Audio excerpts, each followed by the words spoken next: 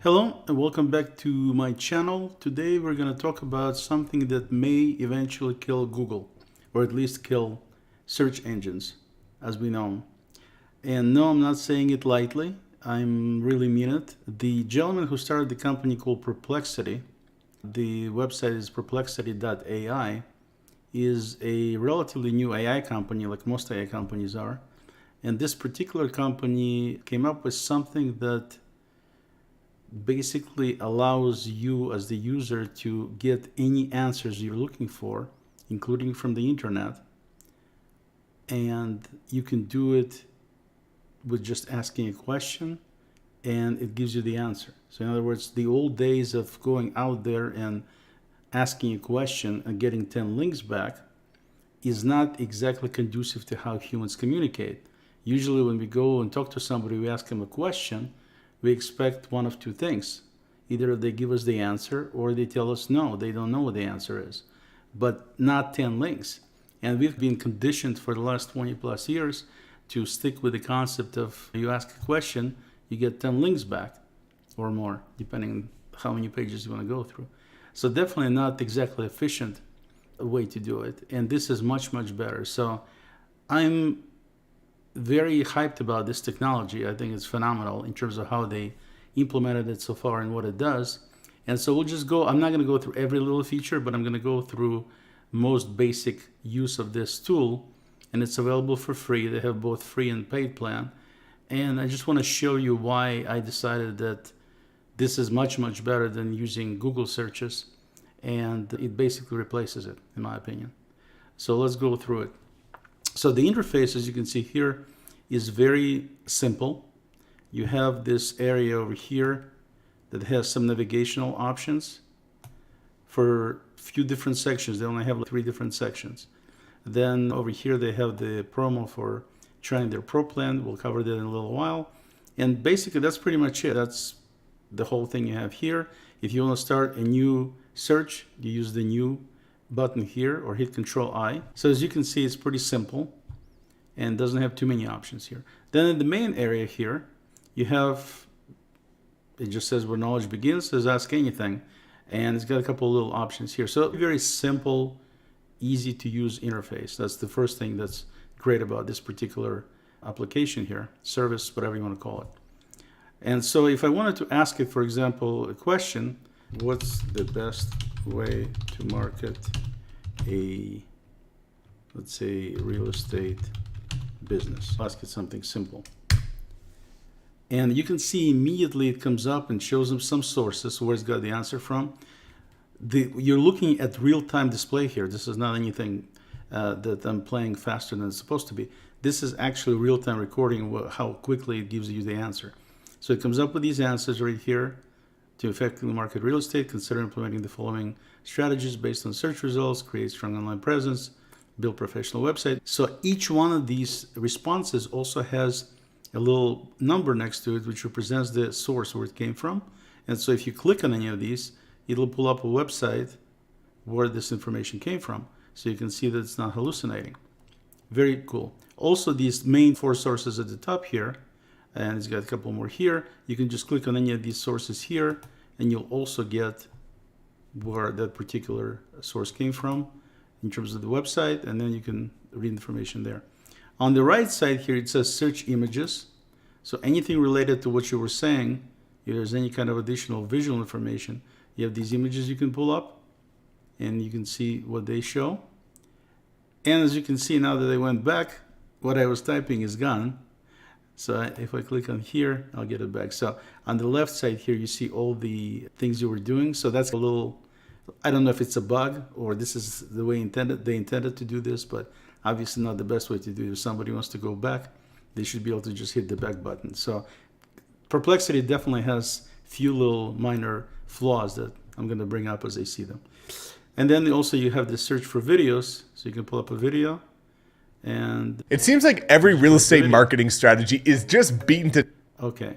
Very nice, very simple. Again, type in whatever you want. And then you have the information immediately visible here.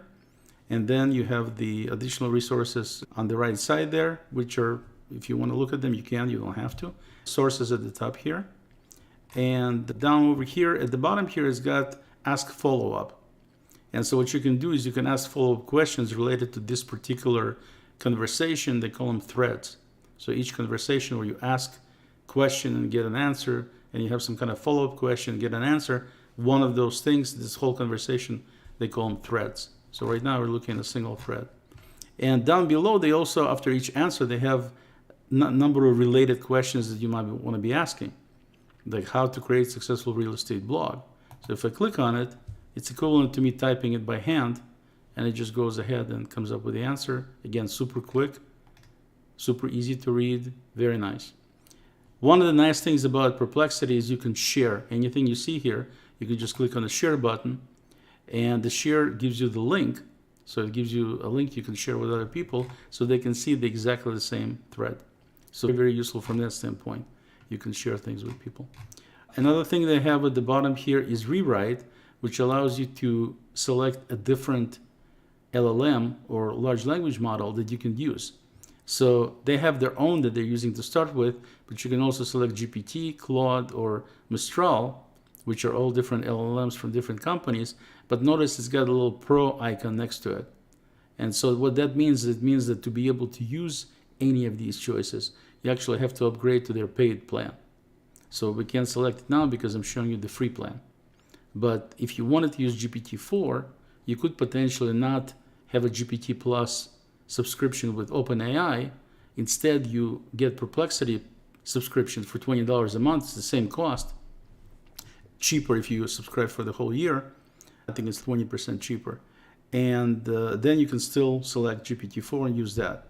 So the idea being that if you use their pro plan, you can use any of these professional paid plans from these other companies as well at the same cost. So instead of paying $20 for ChatGPT 4 and then paying $20 for Claude 2.1, and I'm not sure if Mistral charges for theirs or not, you can actually select these things by just paying $20 to Perplexity. So very nice. And then it'll rewrite the response based on this other language model that you were using. Nothing mandatory, but certainly a nice option to have. And you can type in follow-up questions here or select the ones with related, however you want to do it. And you have this one thread, as they call it, and the threads are shown here on the left side, so you can easily jump to any other thread by clicking on it and then go back to this thread by clicking on that. It's pretty simple and convenient. So that's the main interface, and that's pretty much it in terms of using Perplexity. What you're asking about and how much you want to get into it is up to you. If I want to say, for example, create a new thread here, I'm going to say, what are best places to eat dessert in Seattle, for example. Okay, then, so this is not, it's a different question, and that obviously will give you a bunch of different possibilities right there. And again, we have references here to all these places, so you can just click on the little icon next to the answer and actually specifically see that. So if I click on Baker and Nuvo, it looks like they don't have the SSL yet, so let's pick a different one. Let's say simply desserts. Then we get into this female foodie. So then we could ask a follow-up question, for example, like, what about places in Redmond? And so it's smart enough, obviously, to know that we're talking about desserts. So it says in Redmond, then you got these particular places here. And notice also it knows that this is Redmond, Washington, not some other Redmond. There are plenty of Redmonds out there, but it knows, based on our prior discussion here, it knows exactly what we're talking about. So very nice, again, concise, quick, beautiful job they do, just a beautiful job. So let's talk about some additional features that they have. These are the basic features. One of the things you can do is when you do a search, if we go to a new question here, notice they have this little option called focus. And what focus does, if you click on it, the default is all, meaning it searches everything across the entire internet. Or you can concentrate on specific search paths, if you will, such as academic. If you're doing academic research in academic papers, you can select that. If you're trying to have some kind of writing done, you can select writing. If you're trying to do any kind of computational or scientific stuff, then you can do using Wolfram Alpha. If you're trying to find something on YouTube, you use YouTube, and if it's something on Reddit, then you can specify Reddit. You don't have to specify any of these. You can just keep all the time. But if I wanted to look for YouTube videos, for example, how to tie a ponytail, something my daughter asked me the other day, and of course I have no idea how to do that, then I can actually do this way. And now all the references and everything, as you can see, is all nothing but YouTube. And it shows me the actual answer here, but also I can go to any of these YouTube videos and actually Hey guys, and welcome back to my channel. So that's something that is very useful and very handy. And it jumped me to the wrong place, but here we go again. So it looks like when you go back, you need to be careful about which thread you're selecting here, because it jumps a little bit. So hopefully it'll fix it. But the idea is that, yeah, you got these YouTube videos and you can concentrate on those. So that's what the focus thing is for. And as you can see here, you also have ability to attach files. So if I wanted to attach a file, let's say we go to downloads and see if there's a PDF or, I don't know, some kind of PDF. And then we can ask, it'll upload it, and we can ask a question, how much does the agent charge? This is a real estate related deal. And so it'll actually examine the document, and then it's going to go ahead and say what the compensation is for the agent, so on and so forth. So it's one of these deals where it's very convenient to be able to drop a file and then have it work based on that file. You do have a limit, I think, of 3 files per day. But if you use the Pro paid account, then you don't have to deal with any limitations and such. But all these things are available. What I'm showing you now is all free. Okay?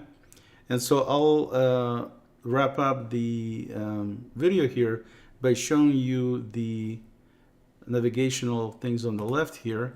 We're going to go back to this area right here, these 3 options. So the home option is pretty self-explanatory. If you click on the home, it'll take you basically to this place here where you can start the beginning part. So pretty simple. If you click on discover, then it's going to give you a bunch of news from various sources and just basically articles of interest. And there's a bunch of stuff about AI, about business, all kinds of different companies involved in it. It's all kind of tech-based. And I'm not sure exactly if it's tech-based because I'm tech-based or if that's because it shows it to everybody. But it seems like it's a little bit more tech-savvy here. But you have to try it to see. But it's a lot of these things are interesting. And you just simply click on it and you see the information about that particular piece, and then you have sources, things like that. So that's interesting to look at as additional things you can discover.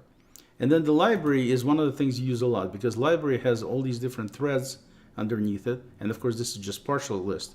If you scroll through it, it's got threads going, everything I've ever done is going to be in there. So that's pretty handy.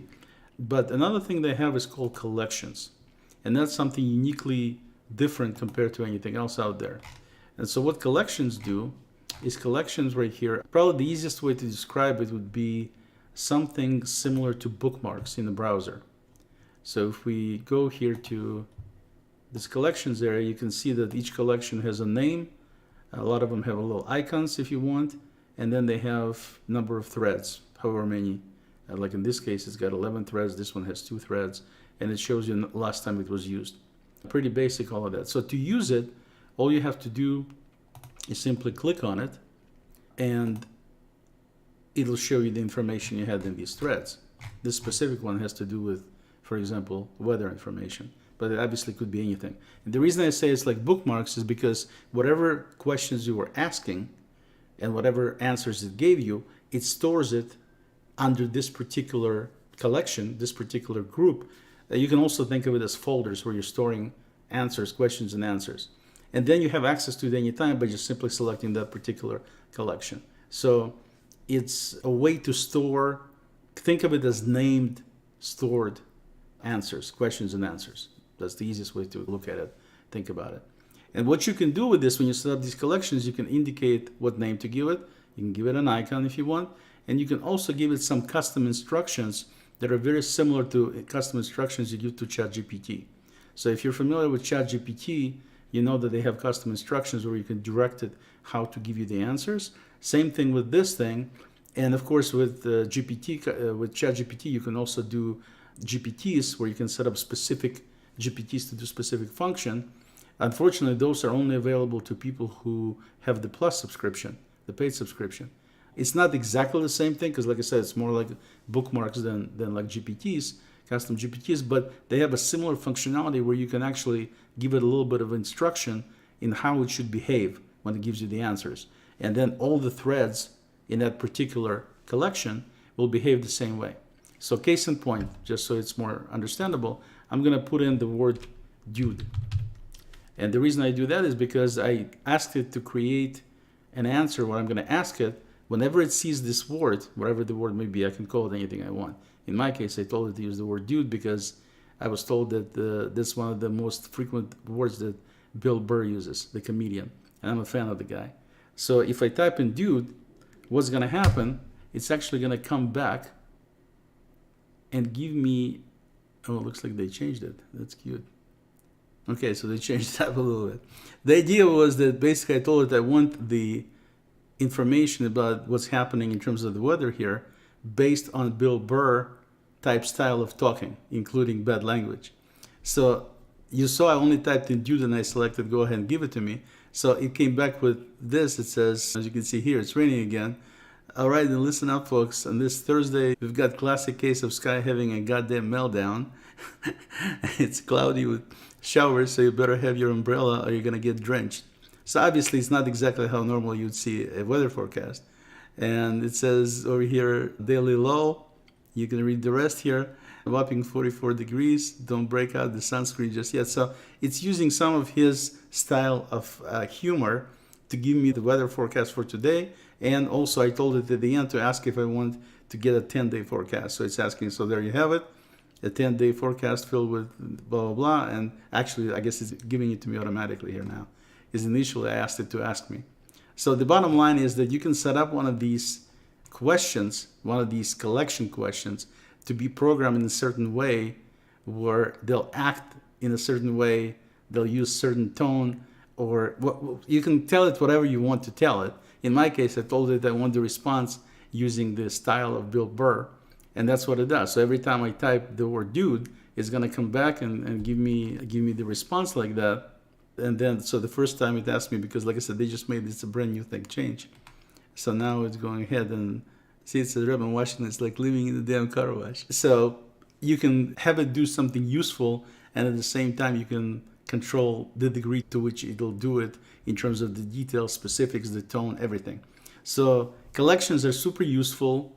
I definitely recommend them. Obviously, if you make a lot of them, at some point in time you lose track because you just have nothing but collections listed. They don't have right now any way to keep them ordered in a certain way so you can actually have categories and subcategories. But my guess is eventually they'll probably come up with that capability too. But long story short, this is Perplexity. You were looking at the free version of it.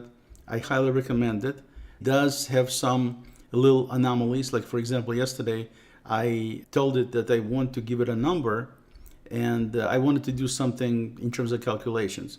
I sent a bill to a client. He says, why don't you look at all the details and ump them by, in terms of how much time you spent, by 20%, because he wanted to do something special with the numbers.